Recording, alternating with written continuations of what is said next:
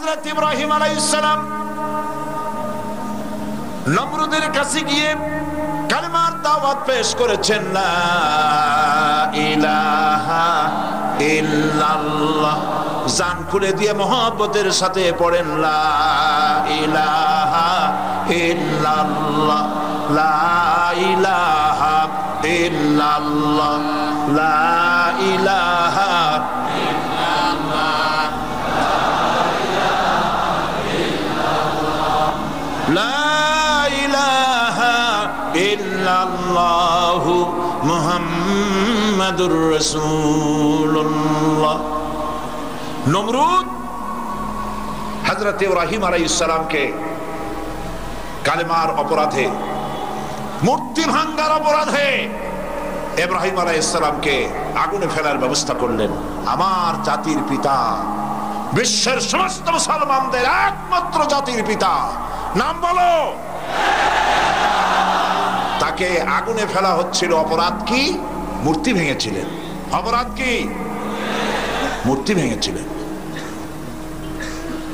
যেই জাতির পিতা আসলেন মূর্তি ভাঙতে, সেই জাতি আজ মূর্তি তৈরি করছে।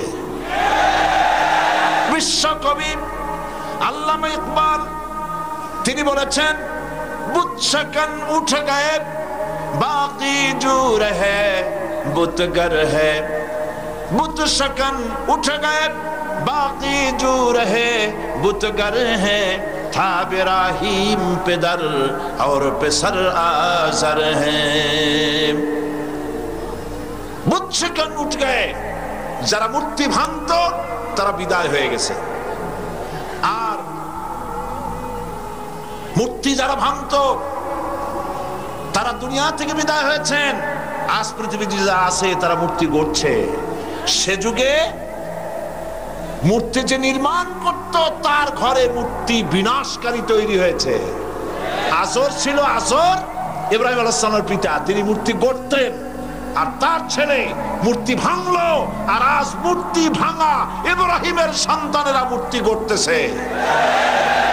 এই ঢাকা সিটি অফ মস্ক, এই ঢাকা পৃথিবীর দ্বিতীয় বৃহত্তম মুসলিম দেশ, মসজিদের নগরী ঢাকা। আজ ঢাকা মসজিদ নগরীর পরিবর্তে মূর্তির নগরীতে পরিণত হতে যাচ্ছে।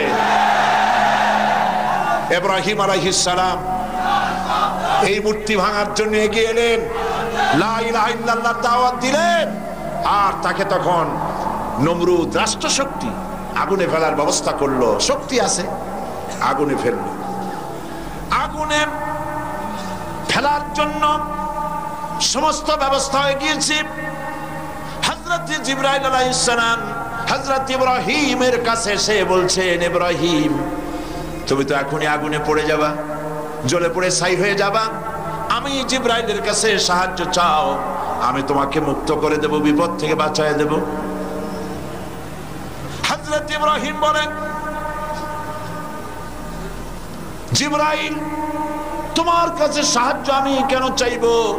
আমি তো এমন কোন অন্ধ খোদার ইবাদত করি না যেই খোদা তার গোলামের দুঃখ দুর্দশা নিজের চোখে না দেখেন। আমার তো পরীক্ষা হচ্ছে, আমার পরীক্ষার সময় তুমি ডিস্টার্ব করছো কেন? হযরত ইব্রাহিম আলাইহিস সালাম পরীক্ষা ফেল করছেন না পাস করছেন? সুবহানাল্লাহ। আল্লাহর কি ইচ্ছা যে ইব্রাহিম আগুনে পুড়ুক? আল্লাহর ইচ্ছা কি ইব্রাহিম আলাইহিস সালাম জানতেন? না, জানতেন না। ইব্রাহিম আলাইহিস সালাম আল্লাহর ইচ্ছা জানতেন না। তিনি তার মাবুদকে খুশি করার জন্য এই কাম করতেছেন। আর আল্লাহ ইব্রাহিম যে জাতির পিতা হওয়ার যোগ্য সেটা প্রমাণ করার জন্য আগুনের ব্যবস্থা করেছেন। খালি জাতির পিতা বললেই হবে না। জাতির পিতা কারা বলে? ইব্রাহিম আলাইহিস সালাম তার উজ্জ্বল দৃষ্টান্ত গোটা পৃথিবীতে যতদিন সূর্য পূর্ব দিগন্ত থেকে উদিত হয়ে পশ্চিম দিগন্ত অস্তমিত যাবে ততদিন পর্যন্ত বিশ্বের সকল মুসলমানদের জন্য জাতির পিতা ইব্রাহিম আলাইহিস সালাম। আগুনের ভেতরে ইব্রাহিমকে আগুনে ভালানো হচ্ছে। হযরত ইব্রাহিম আগুনের ভিতরে পড়ে যাচ্ছেন। আল্লাহ রাব্বুল আলামিন আগুনে পড়ার আগেই আগুনের প্রতি আল্লাহ পাক নোটিশ করে দিলেন, ইয়া নারু কুনি বারদাও ওয়া সালামান আলা ইব্রাহিম। এ আগুন আমার ইব্রাহিমের জন্য শান্তিদায়ক ঠান্ডা হয়ে যা। সালামান শব্দ যদি ব্যবহার করা না হতো, তাফসীরে এসেছে হযরত ইব্রাহিম আলাইহিস সালাম ফ্রিজ হয়ে যেতেন, বরফ হয়ে যেতেন। আল্লাহর হুকুম তো হুকুমই, ঠান্ডা হয়ে যা। তো ঠান্ডা জনমের মতো হইলে হযরত ইব্রাহিম আলাইহিস সালাম তো বাঁচতেনই না। আল্লাহ পাকের কথার মধ্যে কোনো ফাঁক ফোকর নাই। সুবহানাল্লাহ বলে। আগুন আমার ইব্রাহিমের জন্য শান্তিদায়ক ঠান্ডা হওয়া, এরকম ঠান্ডা হবি না যাতে তার কষ্ট হয়। ঠান্ডা কি সবসময় শান্তিদায়ক হয় নাকি? ফ্রিজের মধ্যে হাত দিয়ে দেখেন কিরকম শান্তিদায়ক ঠান্ডা, ডিপ ফ্রিজে মাথা ঢুকায় দেখেন অবস্থাটা কি। আগুন জ্বলছে, ইব্রাহিম জ্বলে না। নমরুদ খুব খুশি, ইব্রাহিমের জ্বালাই ফেলাইলাম। ছাদের উপর উঠছে দেখার জন্য জ্বলে কিনা, তাকায় দেখে কি সর্বনাশ, ইব্রাহিম তো জ্বলেই না। হে আগুনের মধ্যে আরামসে বসে হচ্ছে, ঠ্যাঙের উপরে ঠ্যাং ফেলাই। আশ্চর্য কথা। নমরুদ বলতেছে, আগুন রে তোর কি হলো? আমার দুশমনকে কেন জ্বালাতে পারিস না? তোর দাহ্য শক্তি কি নষ্ট হয়ে গেছে নাকি? মাওলানা রুম বলছেন, আগুনের ভিতর থেকে আওয়াজ বেরোলো, এরে নমরুদ, আমার দাহ্য শক্তি জ্বালানো শক্তি আছে কি নাই তা প্রমাণ করার জন্য তুই আয়। তোরে সুদ্ধা তামাম দুনিয়া জ্বালাই দিতে পারি, ইব্রাহিমের পশম জ্বালাইতে পারি না। আমার বিশ্বকবি আল্লামা ইকবাল কি সুন্দর করে বলেছেন, আজ ভি হো जो इब्राहिम का ईमा पैदा आग कर सकती है एक अंदाजे गुलिस्तान पैदा। ইব্রাহিমের ঈমান যদি আজও কোথায় হয় বিদ্যমান, করতে পারেন অগ্নিকুণ্ডে খুবসুরত এক গুলিস্তান। আজও কোন মুসলমানের মধ্যে যদি ইব্রাহিমের ঈমান থাকে, আর কোন নমরুদ যদি তাকে আগুনের কুণ্ডে ফেলায়, আল্লাহ পাক ওই আগুনকে ফুলের বাগান বানায় দিতে পারেন। সুদ হচ্ছে গরিবদের কাছ থেকে নাও, ধনীদেরকে দাও। আর যাকাত হচ্ছে ধনীদের কাছ থেকে নাও, গরিবদেরকে দাও। ব্যাখ্যাটা বুঝে আসছে? একেবারে সহজ কথা। এই জন্যে ব্যাংকে টাকা রাখে ধনীরা, গরিব মানুষেরা সেখান থেকে যদি লোন নেয়, তাহলে এই লোনের যে রিটার্ন তাকে দিতে হয়, যে লাভ দিতে হয়, এই লাভগুলো গিয়ে বড় লোকদের জমে, আর গরিবরা শোষিত হতে থাকে। ব্যবসা আর সুদ দুটোর মধ্যে আকাশ আর জমিনের পার্থক্য। এই জন্য আল্লাহ পাক বলেছেন, ওয়াহাল্লাল্লাহুল বাইআ ওয়া হারামার রিবা। আমি সুদকে করেছি হারাম, ব্যবসাকে করেছি হালাল। সুদে জনগণকে শোষণ করে, আর যাকাতে মানুষকে বিত্তশালী করে দেয়। আজকে যে যাকাত নিল, জীবনে আর তার যাকাত না নিলেও চলবে। ইসলাম এভাবে যাকাত দিতে বলে। একটা শাড়ি লুঙ্গি দেওয়াই যাকাত নয়। ইসলামের অর্থনীতি ভিন্ন জিনিস, ইসলামের অর্থনীতি ভিন্ন ব্যাপার। সেই ব্যাপারে আমি আগামীকাল সময় পেলে বলবো ইনশাআল্লাহ। তো ধনীর টাকা গরিবদের টাকাকে টেনে নেয়। একজন শুনেছিল টাকায় টাকা টানে, এই কথা শুনে সে চিন্তা করলো, আচ্ছা টাকায় যদি টাকা টানে তো আমার তো অল্প হলেও আছে, দেখি টাকায় টাকা টানে কিনা। একদিন সে দেখতে পাচ্ছে ব্যাংকের ভিতরে ক্যাশিয়ার অনেকগুলি টাকা নিয়ে বসে গোনার কাজে লেগে গেছে।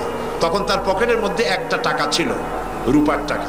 টাকাটা জানলার ফাঁক দিয়ে ছুঁড়ে মেরেছে অনেক টাকার মধ্যে, আশা যে এই টাকায় অনেকগুলি টাকা নিয়ে জানলার ফাঁক দিয়ে বাড়াই আসবে।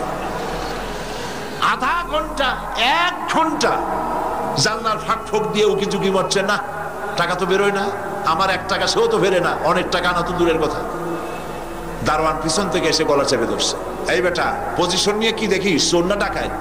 কয় ভাই আমি চোর না ডাকাত না, আমি শুনছিলাম টাকায় নাকি টাকা টানে, সেই জন্য আমার পকেটে 1 টাকা ছিল, সেই টাকাটা ছুড়ে মারলাম। প্রায় 1 ঘন্টা হয়ে গেছে, অনেক টাকা তো দূরের কথা, আমার আসল টাকাটাও ফেরে না।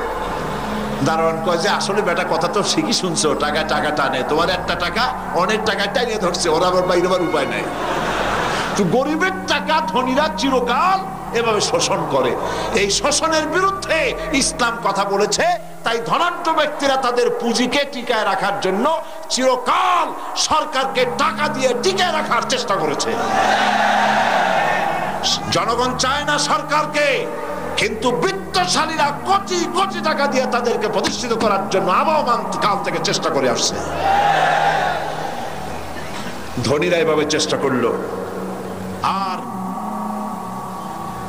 বাধা দিল একদিকে রাষ্ট্রশক্তি, আর একদিকে বাধা দিল ধনাঢ্য ব্যক্তি, আর একদিকে বাধা দিল ধর্মের নামের এক শ্রেণীর ব্যবসায়ের দল। ওরা কারা? ওদের সম্পর্কে কোরআন শরীফ বলছে, ইন্না কাসীরাম মিনাল আহবারি ওয়ার রুহবান লা ইয়াকুলুনা আমওয়ালান নাস বিল বাতিল ওয়া ইয়াসুদ্দুনা আন সাবিলিল্লাহ। আহলে কিতাবের মধ্যে এক শ্রেণীর পীর দরবেশ জাতীয় লোক এরকম আছে যারা জনগণের মাল বাতিল পন্থায় ভক্ষণ করে। কে বলছেন এ কথা? কে বলছেন? আল্লাহ পাক জনগণের টাকা বাতিল পন্থায় গ্রহণ করে, বাতিল পন্থায় খায়। এখানেই শেষ না, তারা আরো এক ধাপ এগিয়ে ওয়াসুদ্দুনা আন সাবিলিল্লাহ।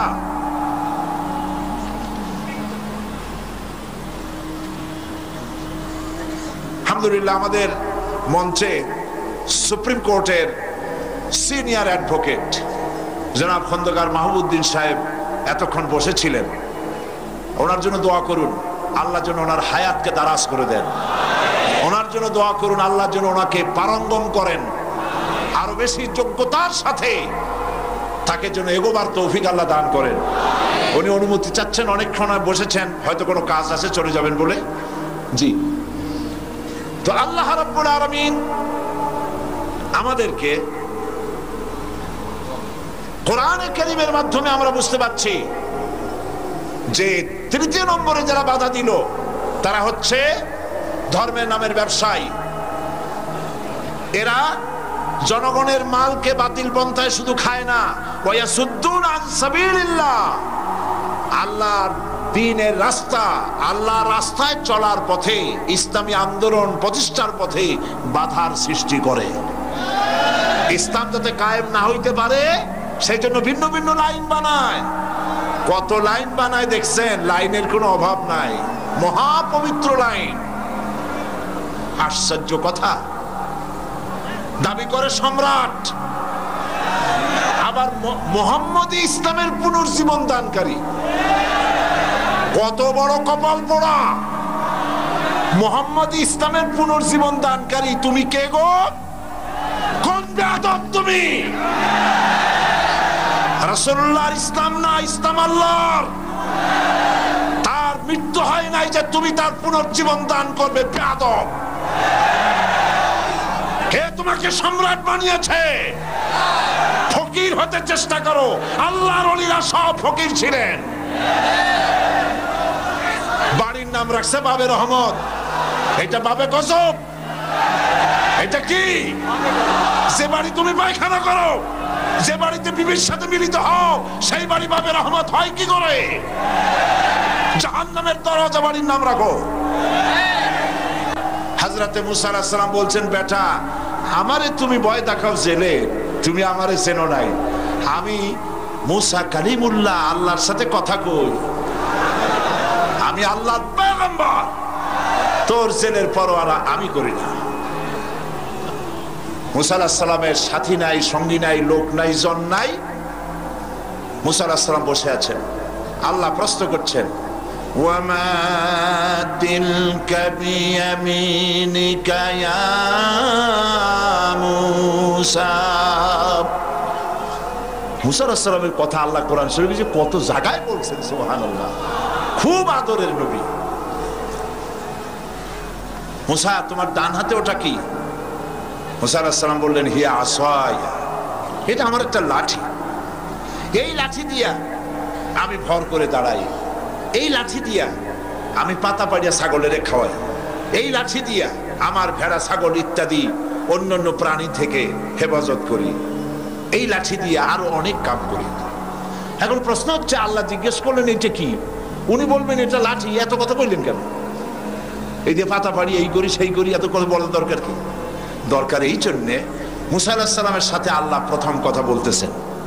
মুসা আলাইহিস সালাম চাইলেন এইটা জিজ্ঞেস করে লাঠি বলে যদি ছাড়ি দিই, তাহলে আল্লাহ যদি আর কথা না কয়, একটু কথা লম্বা করি। আল্লাহর সাথে কথা বলার যে মজা, সুবহানাল্লাহ, তিনি লম্বা করলেন।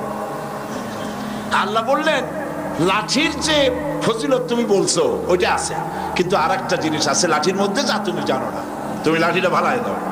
মুসা আলাইহিস সালাম লাঠি ফালাই দিলেন। লাঠি যখনই ফেললেন, হিয়া হাইয়াতুন তাসআ, বিরাট সাপে পরিণত হয়ে গেল, অজগর হয়ে গেল। মুসা আলাইহিস সালাম ভয় পেয়ে গেলেন। নবী হোক আর যাই হোক, সাপ দেখলে কেনা ভয় পায়? আল্লাহ রাব্বুল আলামিন হযরত মুসা আলাইহিস সালামকে বলে দিলেন, খুযহা ওয়ালা তাখাফ সানুঈদুহা সিরাতাহাল উলা। খুযহা, ধরো, ওয়ালা তাখাফ, ভয় পেও না। আল্লাহ বলছেন ধরো, ভয় পেও না।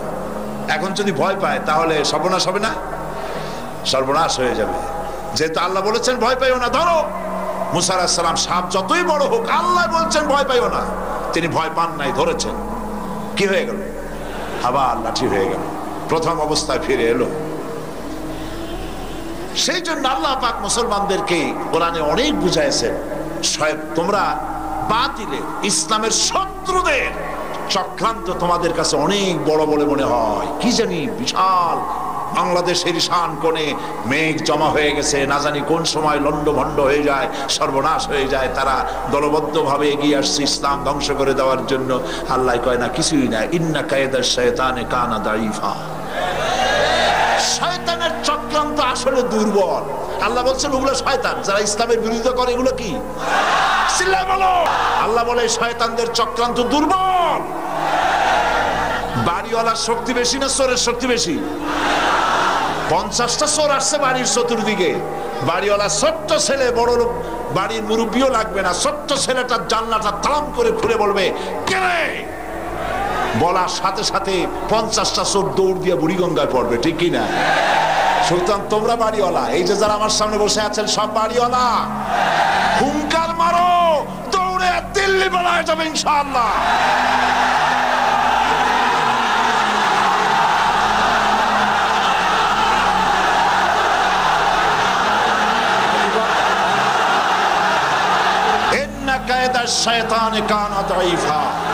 আল্লাহ পাক বলছেন শয়তানের চক্রান্ত আসলে দুর্বল। শয়তানের চক্রান্ত কি? দুর্বল। আল্লাহ পাক বলছেন রাসূল যখন কষ্ট পাচ্ছিলেন, ইসলামের দাওয়াত দিতে গিয়ে যখন কষ্ট পাচ্ছিলেন, আল্লাহ পাক বলেছেন ইন্নাকা বিআয়ুনিনা, ও নবী আপনি তো আমার চোখের সামনে, আপনি চিন্তা করছেন কেন? সুবহানাল্লাহ। আল্লাহ যদি বলেন আপনি আমার চোখের সামনে, দুনিয়া একদিকে চলে যাক, আমি একা যথেষ্ট। আল্লাহ পাক বলছেন আলাইসাল্লাহু বিকাফিন আবদা, আমি কি আমার বান্দার জন্য যথেষ্ট নই? আপনারা বলেন অবশ্যই যথেষ্ট।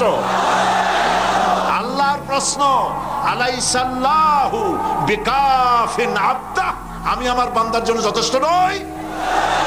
সারা পৃথিবী একদিকে চলে যাক, আমি আল্লাহর কালেমা উঁচু করে নিয়ে দাঁড়িয়ে থাকবো, মরে যাব, শহীদ হয়ে যাব, আল্লাহর পথ থেকে 1 ইঞ্চি সরে যাব না।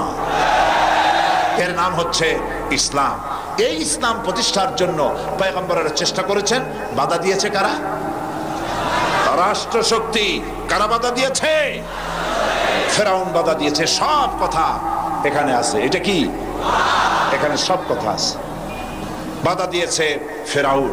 শেষ পর্যন্ত বাধা দিয়া কি হলো? জিতলো কে? ফেরাউন না মুসা আলাইহিস সালাম? কে জিতেছে? মুসা আলাইহিস সালাম জিতেছে। ফেরাউনের গোষ্ঠী সুবাইয়া আল্লাহ বিদায় করে দিয়েছে। পৃথিবীর দ্বিতীয় বৃহত্তম মুসলিম দেশ বাংলাদেশে ইসলাম নির্মূল করা হবে এ কথা বলার সাহস তাদের নেই বলে ইসলামের জঘন্য দুশমনেরা ইসলামের নাম দিয়েছে মৌলবাদ। সুতরাং তারা মৌলবাদ উৎখাতের নাম করে মূলত ইসলামকে নির্মূল করার ষড়যন্ত্রকে পাকাপোক্ত করেছে।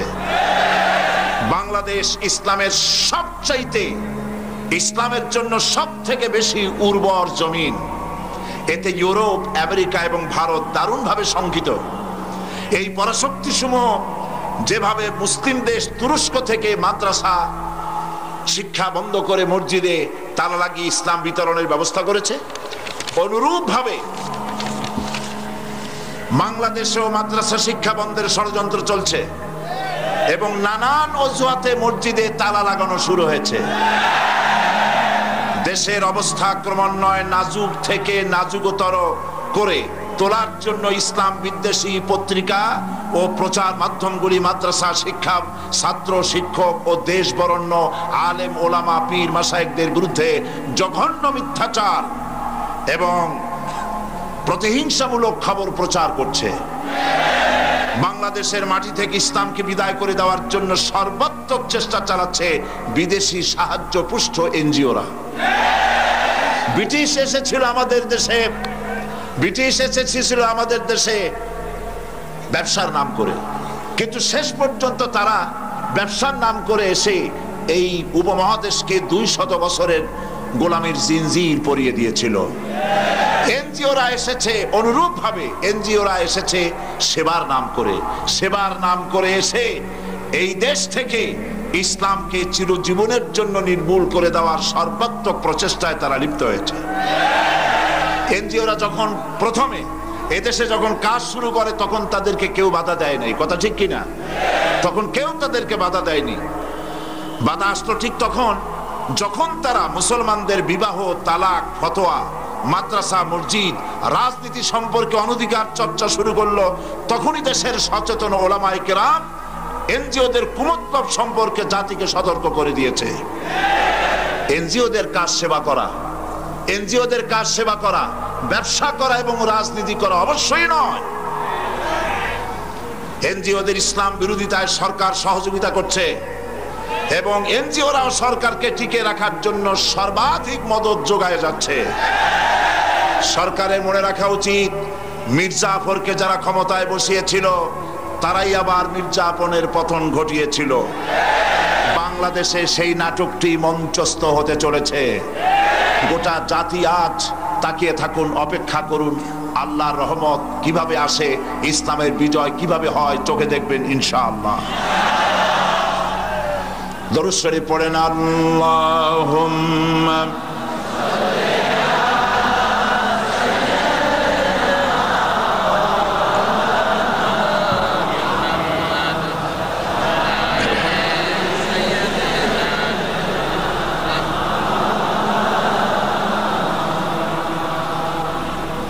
আল্লাহর দরবারে প্রশংসা করছি যিনি কোরআনে কারীম শোনার জন্য আমাদেরকে উপস্থিত হওয়ার তৌফিক দিলেন।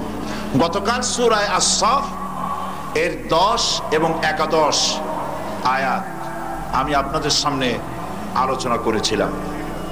আসুন সেখান থেকে আবার শুরু করা যাক। শয়তানের ওয়াসওয়াসা থেকে বাঁচার জন্য সূরা আস-সাফ।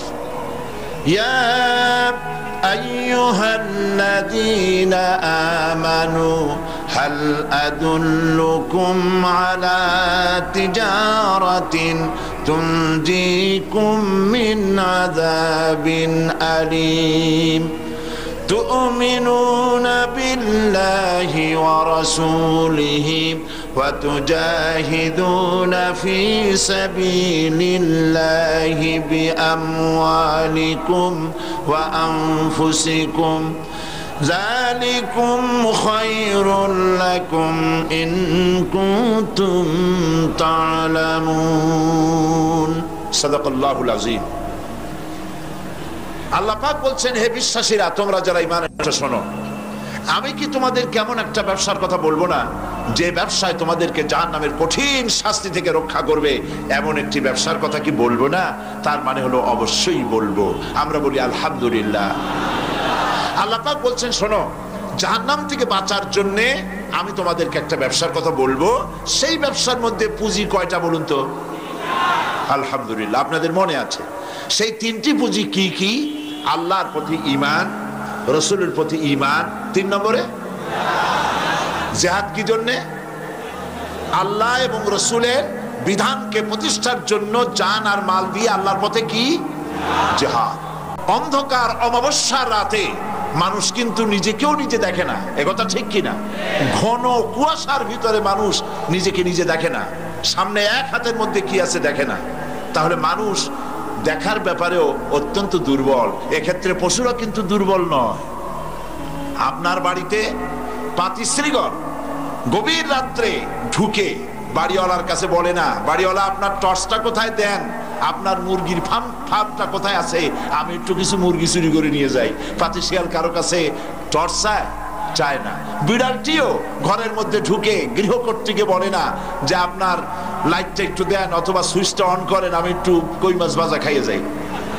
তার মানে হচ্ছে বাঘ হোক, কুকুর হোক, সাপ হোক আর গরু হোক, যে কোনো প্রাণী দিনেও যেমন দেখে রাতেও তেমন দেখে।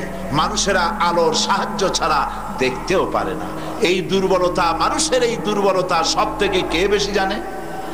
আল্লাহ। কে বেশি জানে? সেই জন্য মানুষ যেন তার যে দেখার শক্তি নাই, আলো ছাড়া দেখতে পারে না, সেজন্য চালাক চতুর দুরভিসন্ধি পূর্ণ এক শ্রেণীর লোকদের তৈরি করা মানব রচিত মতবাদের খানায় খন্দে পড়ে সে যেন হারিয়ে না যায়। এজন্য আল্লাহ রাব্বুল আলামিন তার চলার জন্য, তার দুনিয়ায় শান্তির জন্য আর আখিরাতে মুক্তির জন্য আল্লাহ পাক নিজেই আলোর ব্যবস্থা করেছেন। সে আলোটা কি? সে আলো সূর্য নয়, সে আলো চন্দ্র নয়। আল্লাহ রাব্বুল আলামিন বলেন আলোটা কি? শোনো, قد جاءكم من الله نور وكتاب مبين। আমি আল্লাহর পক্ষ থেকে তোমাদের জন্য এসেছে আলো, আমি আল্লাহর পক্ষ থেকে তোমাদের জন্য এসেছে আলো, আর এসেছে সুস্পষ্ট কিতাব। সেই নূর, সেই আলোকে, সে আলো হচ্ছেন মুহাম্মাদুর রাসূলুল্লাহ। সকলে বলেন সাল্লাল্লাহু আলাইহি ওয়াসাল্লাম। এখানে আল্লাহ পাক নূর বলতে মুহাম্মদ সাল্লাল্লাহু আলাইহি ওয়াসাল্লামকে বুঝাইছেন। কালকে একটা আয়াত তেলাওয়াত করেছিলাম, ওর মধ্যে একটা নূর আছে। সেটা কি? আলিফ লাম রা কিতাবুন আনজালনাহু ইলাইকা লিতুখরিজান নাসা মিনাজ-যুলুমাতি ইলান-নূর। এখানেও একটা আলো আছে। কোরআন নাযিল করা হয়েছে আপনার উপরে এই জন্য যাতে করে আপনি মানব মণ্ডলীকে অন্ধকার থেকে আলোর দিকে নিয়ে আসতে পারেন। এখানে অন্ধকার হচ্ছে কুফরি, মানুষের তৈরি করা সকল মতবাদ কুফরি, আর ইসলাম, আল ইসলামু নূরুন, ইসলাম হচ্ছে আলো। কোরআন শরীফের নূর শব্দ বিভিন্ন জায়গায় বিভিন্ন ভাবে ব্যবহার করা হয়েছে। ওখানে নূর মানে ইসলাম, আর এখানে কাদ জাআকুম মিনাল্লাহি নূরুন, আমার পক্ষ থেকে তোমাদের জন্য এসেছে আলো। এই আলো হচ্ছেন মুহাম্মদ রাসূলুল্লাহ সাল্লাল্লাহু আলাইহি ওয়াসাল্লাম। তাকে আমি আলো করে পাঠিয়েছি। এই আলো বলতে গিয়ে আবার আল্লাহ পাক রাসূলকে কি রকম আলো বানিয়েছেন? রাসূলকে বলা হয়েছে সিরাজাম মুনীরা। আপনি হচ্ছেন একটা প্রদীপের মতো। কে বলছেন? একটা প্রদীপ্ত প্রজ্জ্বল এক অনির্বাণ শিখা। আল্লাহ পাক ইচ্ছে করে রাসূলকে চেরাগের সাথে তুলনা করেছেন, কিন্তু আমাদের কমন সেন্স বলে যেমন বিশাল রাসূলের ব্যক্তিত্ব, তাতে তার তুলনা হওয়া দরকার ছিল সূর্যের সাথে, তুলনা হওয়া দরকার ছিল চাঁদের সাথে। তা না করে আল্লাহ টিম টিম করে জ্বলা একটা ল্যাম্প, একটা চেরাগ, একটা বাতি, একটা প্রদীপের সাথে তুলনা করলেন। এর সিগনিফিকেন্স কি? এর কারণ কি? উদ্দেশ্য কি? উদ্দেশ্য হচ্ছে এই, সূর্য যত বিশাল হোক এবং তার আলো যত প্রখর হোক, সেই আলো পৃথিবীতে যত ছড়িয়ে পড়ুক, সূর্য যদি কিয়ামত পর্যন্ত প্রচেষ্টা চালায়, নতুন আরেকটি ছোট্ট সূর্যেরও জন্ম দিতে পারবে না। ঠিক কিনা? চাঁদ তার স্নিগ্ধ জ্যোৎস্না দিয়ে গোটা পৃথিবীকে যতই প্লাবিত করুক, দেখতে যতই সে সুন্দর হোক, সুষমা মণ্ডিত হোক, পৃথিবীর কিয়ামত পর্যন্ত যদি চন্দ্র চেষ্টা করে, নতুন আরেকটি চন্দ্রের জন্ম দিতে পারবে না। ঠিক কিনা? কিন্তু প্রদীপ, চেরাগ সারা পৃথিবীতে, ধরেন পৃথিবী বাদ দেন, বাংলাদেশে সব জায়গায় লোডশেডিং চলতেছে, বিদ্যুৎ নাই, শেষ, সব শেষ। শোনা গেল ঢাকায় এক জায়গায় একটা চেরাগ আছে, একটা প্রদীপ আছে, একটু আলো আছে। এখন ঢাকার চতুর্দিক থেকে লোকেরা ছুটেছে ওই বাড়ির চেরাকটা থেকে আলো নেওয়ার জন্য। এটা শুনে যার বাড়িতে চেরাকটা আছে সে কি ভয় ভয় পড়ে তার ওই চেরাক নিয়ে কি দৌড়ে পালাবে নাকি? কারণ কি? কারণ হলো যত মানুষ আসুক এই চেরাক থেকে আলো নিতে, একটা দুইটা 100টা 1 কোটি শত সহস্র কোটি আলো যদি মূল আলো থেকে নিতে থাকে, চেরাক থেকে আলো কি একটু কমবে? কমবে না। এই জন্য রাসূল করিম সাল্লাল্লাহু আলাইহি সাল্লামকে আল্লাহ পাক সূর্যের সাথে তুলনা করেন নাই, কারণ সূর্যের কোনো নিজস্ব উৎপাদনী ক্ষমতা নাই, নতুন সূর্য বানাইতে পারবে না, চাঁদও বানাতে পারবে না। রাসূলকে আল্লাহ পাক জ্ঞানের প্রদীপ বানালেন, এমন জ্ঞানের প্রদীপ যে তার থেকে জ্ঞান কিয়ামত পর্যন্ত মানুষেরা নেবে, মূল জ্ঞান থেকে এতটুকুন কম পড়ে যাবে না। রাসূল করিম সাল্লাল্লাহু আলাইহি ওয়াসাল্লামকে আল্লাহ পাক জ্ঞানের সাগর বানিয়েছেন, মহাসাগর মহাসমুদ্র বানিয়েছেন। এই জন্য রিসালাতের প্রয়োজন সব থেকে বেশি। আর এই রিসালাতে নবুয়ত নির্বাচনের মাধ্যমে হয় না, নির্বাচন করে ইলেকশন করে ভোটাভুটির মাধ্যমে এমপি বানানো যায়, মন্ত্রী বানানো যায়, প্রেসিডেন্ট বানানো যায়, চেয়ারম্যান মেম্বার বানানো যায়, কিন্তু ভোট দিয়ে নবী বানানো যায় না। পৃথিবীতে আজ কত পরাশক্তি, কত নবুয়তের দাবি করতে পারে কত মানুষ, যারাই নবুয়তের দাবি করলো কেউ কিন্তু টিকতে পারে নাই। কথা ঠিক কিনা? যেহেতু নবুয়ত দাবি করার ব্যাপার নয়, নবুয়ত প্রতিষ্ঠিত করার ব্যাপার। আর নবুয়ত হচ্ছে আল্লাহ প্রদত্ত। ইলেকশনের মাধ্যমে নবুয়ত হয় না, নবুয়ত হয় সিলেকশনের মাধ্যমে। সিলেকশন করেন কে?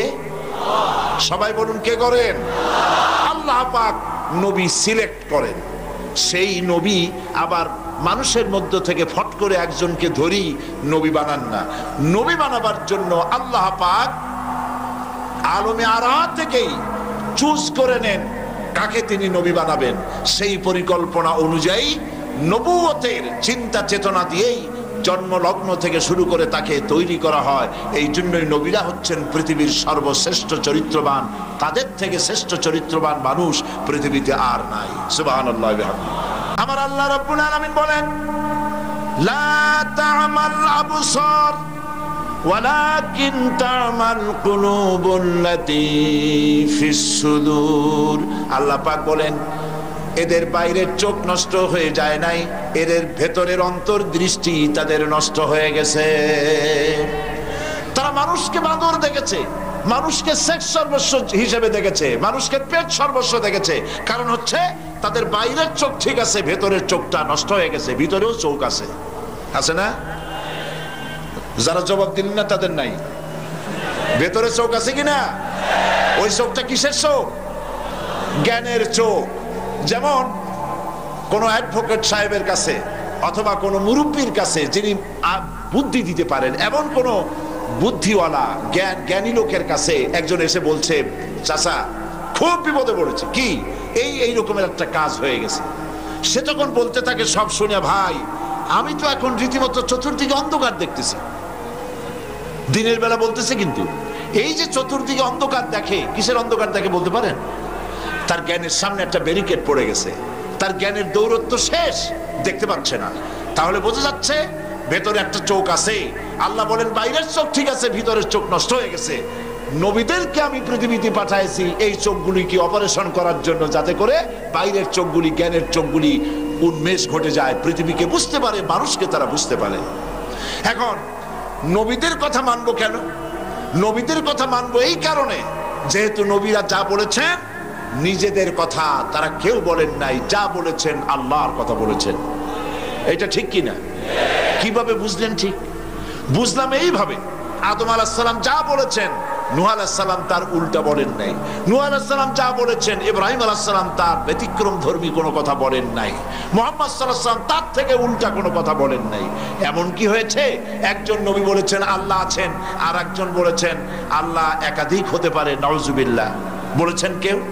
একজন বলেছেন পরকাল আছে, আর একজন বলেছে নাও থাকতে পারে, এ ব্যাপারে সন্দেহ আছে। বলেছে কেউ? সমস্ত নবীদের সব দাওয়াত এক, এবং তাদের স্লোগান ছিল একটাই। নবীদের স্লোগান ছিল কয়টা? দুনিয়ার সমস্ত নবীরা একই স্লোগান দিয়েছেন, আদম আলাইহিস সালাম থেকে শুরু করে আখিরি জামানার পয়গম্বর পর্যন্ত দুনিয়ার সব নবীরা একটাই স্লোগান দিয়েছেন, লা ইলাহা ইল্লাল্লাহ। সবাই পড়েন, লা ইলাহা ইল্লাল্লাহ, লা ইলাহা ইল্লাল্লাহ,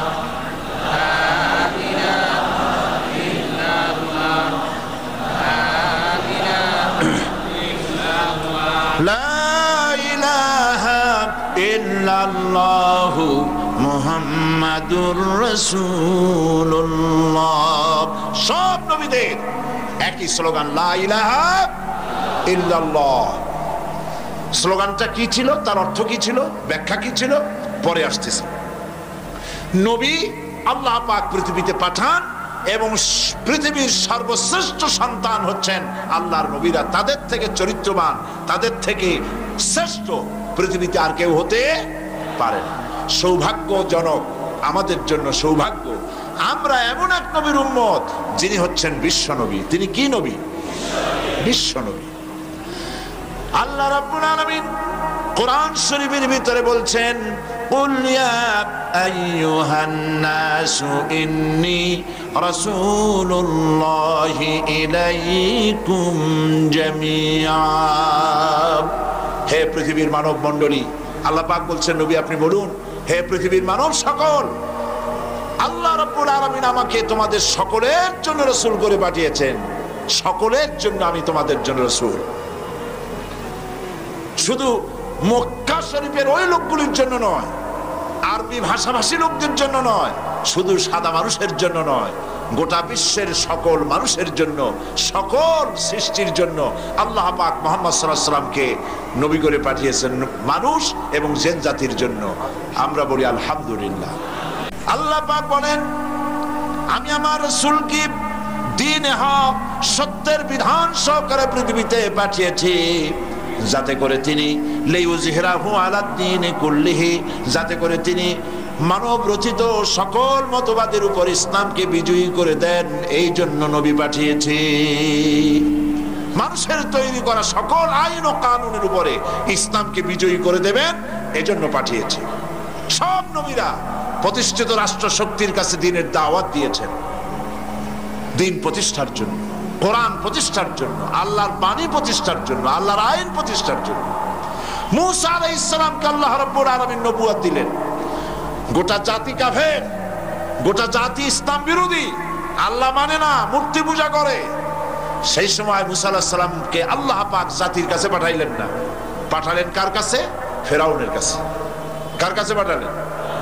কারণ একটা লোক সমাজে আছে, রাষ্ট্রে আছে, এই লোকটা ভালো হইলে সব ভালো, ওই লোকটা খারাপ হলে সব খারাপ। তার খারাপ চিন্তা দিয়া সবাইকে খারাপ বানাতে এসে চেষ্টা করে। এই জন্য মূসা আলাইহিস সালামকে আল্লাহ পাক নবুয়ত দিলেন। নবুয়ত দিয়ে তাকে নির্দেশ করলেন, ইযহাব ইলা ফিরআউনা ইন্নাহু তাগা। মূসা চলে যাও ফেরাউনের কাছে, ফেরাউন সার্কাস হয়েছে, সীমা লঙ্ঘন করেছে, তার কাছে চলে যাও, দ্বীনের দাওয়াত তাকে পেশ করো। মূসা আলাইহিস সালাম চলে গেলেন। মূসা আলাইহিস সালাম ভয় পেলেন না, মূসা তো একা। কয়জন? একা। তিনি একথা ভয় পান নাই যে আল্লাহ একটা গভর্নমেন্ট, সরকার চালাচ্ছে, প্রেসিডেন্টের কাছে আমার একারে দাওয়াত দিতে পাঠাও, আমার যদি মারি ফেলে দেয়, এই চিন্তা তিনি করেছেন? করেন না। তিনি শুধু একটা দোয়া করেছেন, রব্বি ইশরাহ লি সাদরি ওয়া ইয়াসসির লি আমরি ওয়াহলুল উকদাতাম মিন লিসানি ইয়াফকাহু কওলি। রব্বি ইশরাহ লি সাদরি, আয় আমার রব, আমার সিনাটা খুলে দাও, তুমি যা বলো আমি যেন তা বুঝতে পারি, আমার সিনা উন্মুক্ত করে দাও। ওয়া ইয়াসসির লি আমরি, আর আমার জন্য তুমি যে দায়িত্ব দিয়েছো সে দায়িত্ব পালন আমার জন্য সহজতর করে দাও। আর আমার কথায় উচ্চারণে একটু অসুবিধা হয়, আমি যা বলি তা যেন মানুষ বোঝে, আমার বর্ণনা ভঙ্গি তুমি সেভাবে করে দিও। সুবহানাল্লাহ।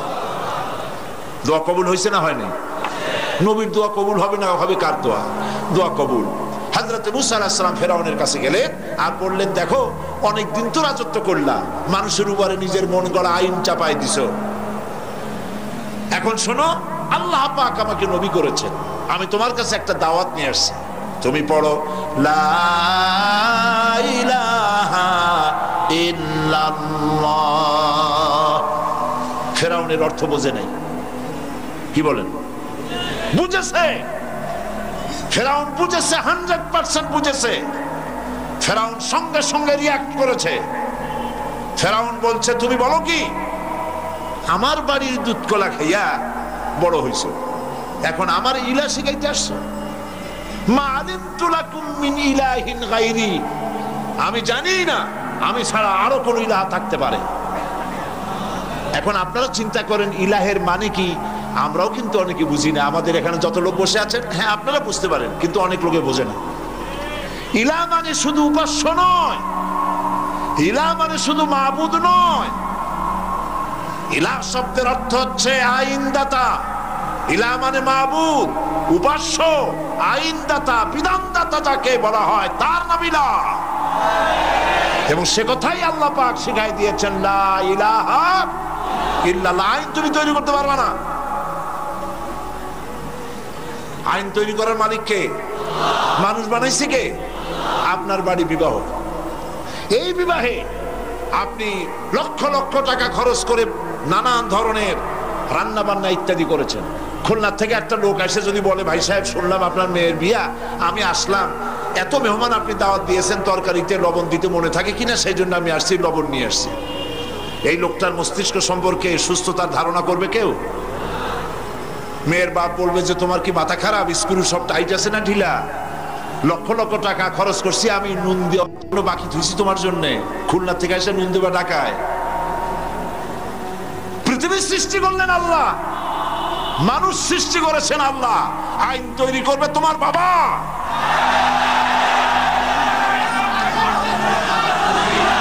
আইন তৈরি করবে কে? কে তৈরি করবে? আল্লাহ রাব্বুল আলামিন আইন তৈরি করবেন।